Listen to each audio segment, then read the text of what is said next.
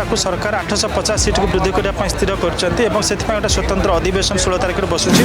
भांगिक 850 तो लोकसभा आसन संख्या आम कहीपर वृद्धि हम सहीटा जनसाधारण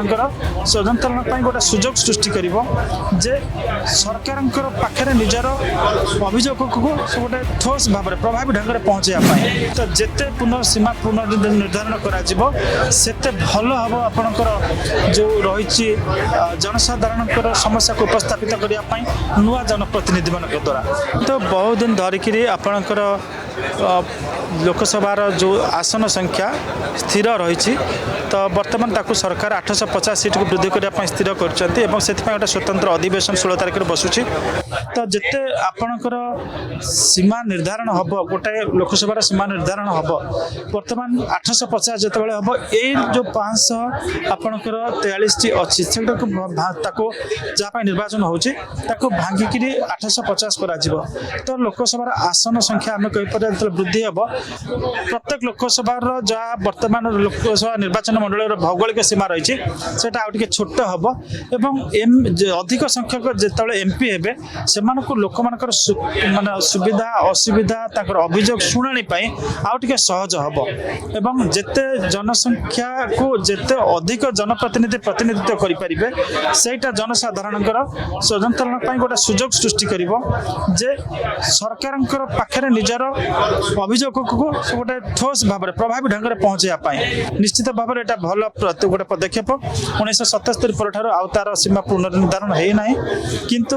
देखिबार कथा जिते बिल आलोचना हम विरोधी मान भूमिका कौन रोचे और सरकार निश्चित भाव में भारतीय जनता पार्टी सरकार ए बिल को जेन तेन प्रकार पास कर सामर्थ्य रखुच्च कारण लोकसभा से संख्या रही राज्यसभा भी संख्या रही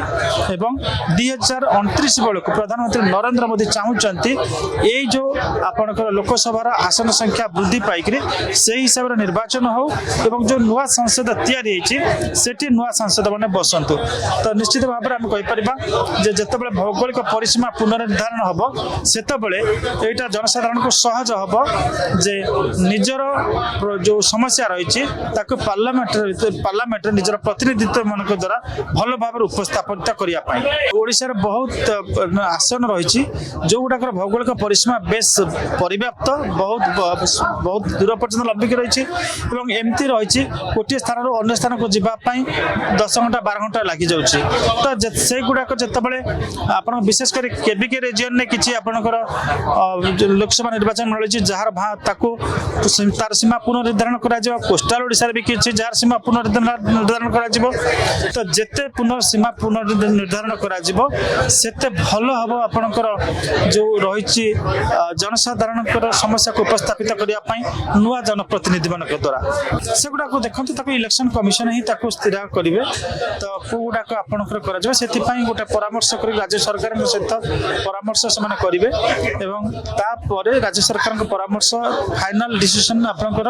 जो सीमा निर्धारण पुनर्गठन कमिटी सेटा ही नेबे